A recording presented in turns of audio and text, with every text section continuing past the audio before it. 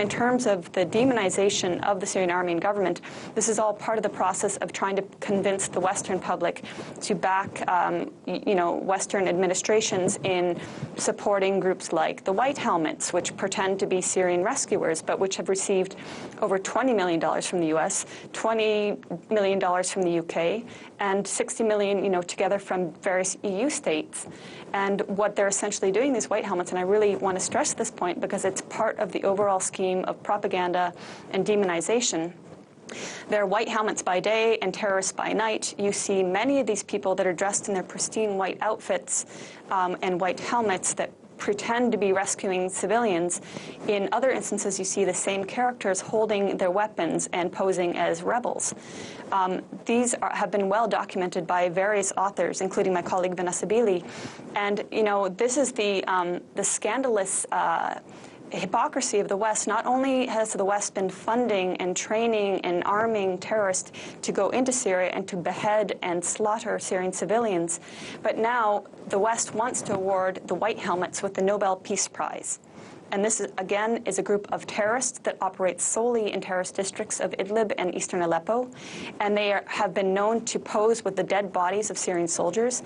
They are not neutral. They are not impartial. But they are surely a tool of propaganda and regime change. So back to the bigger picture. The bigger picture is not about Syrian security, because if it was, then the West and the Gulf, let's just stick with the West, would have to respect the fact that the Syrian people have chosen their government.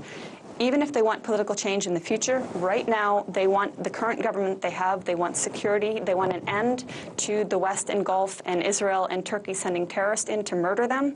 They want stability, they want an end of the sanctions that is suffocating them, and they don't want Western intervention, and they above all do not want a no-fly zone. And if you watch corporate media now, you'll see that this is what the White Helmets are calling for. This is what so-called unarmed civilians, unnamed activists in eastern Aleppo are calling for. And we've seen what a no-fly zone does to countries. When they no-fly zoned Libya, it was the beginning of the end of Libya, and Syrians do not want that. Right. And certainly the Russians are not going along with that plan. Obviously, they're currently continuing the bombardments with the Syrian government, especially in Aleppo, against the terror groups there. But describe for us, what is it about Aleppo that is such a critical city currently? Why is it such a hotbed of terror operations? And who ultimately is really responsible for the continued destruction? Because obviously, whenever anyone dies there, it seems the Western media wants to portray it as the Russians and the Syrians who are massacring civilians. Right. Well, in terms of who's in control of eastern Aleppo, it's the various terrorist factions from al-Nusra to Nuruddin al-Zinki to various, even the so-called Free Syrian Army are present there, and ISIS as well.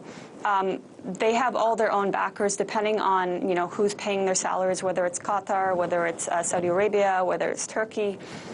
In terms of Western and Turkish interest, and that's an important question. Turkey has a vested interest in taking northern Syrian land. And just as a note, on August 24th, Turkey launched what they called Operation Euphrates Shield, which was backed by U.S. warplanes. And so far, they've occupied 900 square kilometers, and Erdogan wants to occupy 5,000 square kilometers.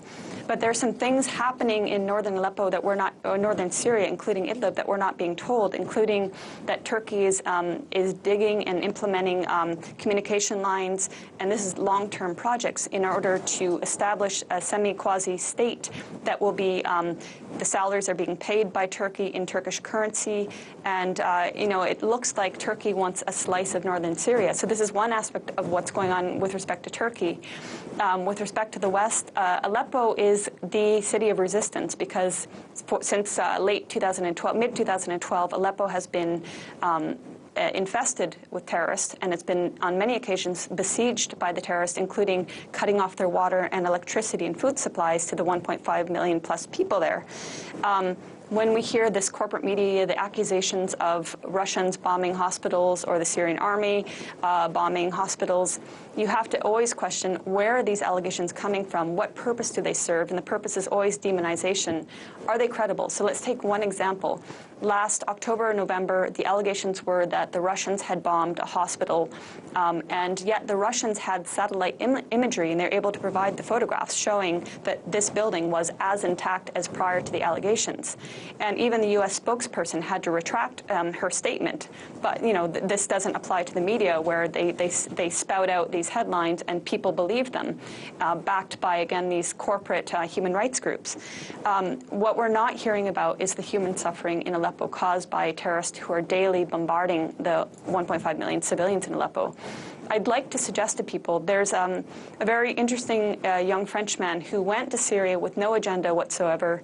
He simply was there and is there on a humanitarian level, and he's living in Aleppo, and the stories that he's putting out, the real human stories, are horrific. And if people would read his updates, they would see that all politics aside, he's reporting on the hell that is Aleppo under the terrorist bombardment. He's living it for real. He's not an example of unnamed activist. He puts his name to the reports, and you see his photos, and they're quite damning. Aside from that, I've been to Aleppo twice. I've spoken with the Aleppo Medical Association, which was established back in 1959, so it's not one of these new organizations that's solely operating for propaganda purposes. And they have told me they have over 4,160 registered doctors, including 800 specialists. So bear in mind, when you read in the corporate media, last pediatrician, last doctor in Aleppo, this is a scam. This is designed to make you think that the Syrian government is killing people. Yes, there are strikes on eastern Aleppo because it is a hotbed of terrorism. And again, if viewers would think, what would America do if there was an act of terrorism in a state of America? You can bet that police, security forces, special forces would surround that area and eliminate the terrorism. So please don't be hypocritical when you look at the situation in Syria, where there is terrorism, and when actually the Syrian government and army are dealing with it in the most humane way possible, in that they've opened corridors, humanitarian corridors, to enable civilians to flee. And when they do flee to western Aleppo, they're given health care and emergency services and shelter. However, on many instances when they try to flee, they're gunned down by the terrorists that are preventing them from fleeing. So really, there's a lot of propaganda that people maybe aren't aware that is going on in Aleppo, but it's not the black and white picture that the Syrians and the Russians are slaughtering civilians. It's the opposite, but you have to look to find this information.